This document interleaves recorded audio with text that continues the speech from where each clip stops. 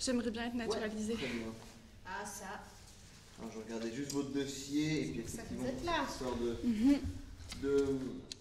Alors aujourd'hui, on prépare un travail de répétition avec l'équipe du projet Heimatland et puis on va faire plus tard ce soir le premier crash test du dispositif. Merci. Merci suivante, s'il vous plaît.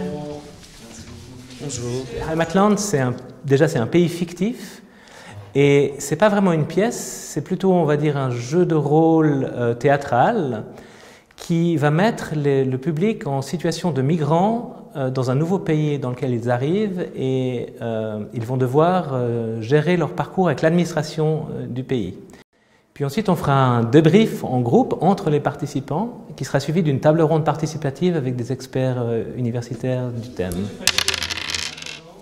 L'idée, c'est que les émotions, les questionnements, les frustrations comme ça, qui vont se générer par ces situations aident ensuite à revenir sur le thème d'une manière non seulement intellectuelle, mais aussi plus humaine et de discuter ensemble de tout ce qui marche et peut-être de ce qui marche moins bien dans la gestion migratoire. Donc aujourd'hui, d'abord, on travaille à l'interne. Donc il y a un groupe d'étudiants et d'étudiantes qui toutes ont fait un peu de théâtre et ou un peu d'improvisation théâtrale. Et puis quelques acteurs et actrices professionnels. Et Laure Sandeau qui coordonne le projet avec moi, qui est la scientifique spécialiste du thème. Ils sont en train de vraiment se familiariser avec les procédures de l'administration et bien sûr du jeu derrière.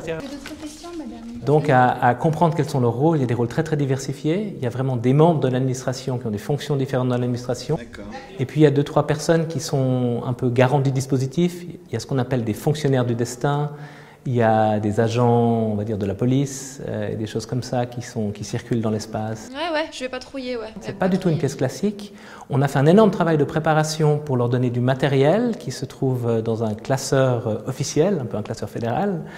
Mais ils n'ont pas de texte. Ce sont des improvisations sur la base des contenus qu'on a préparés pour eux, mais les improvisations sont bien sûr libres. Donc il y a de l'incertitude, il y a de la vulnérabilité, et c'est pour ça qu'on a besoin de public pour faire des crash tests, pour qu'on les lâche dans le dispositif, qu'on voit comment ça tourne et qu'on recueille leur feedback à la fin. 3, 2, 1, top!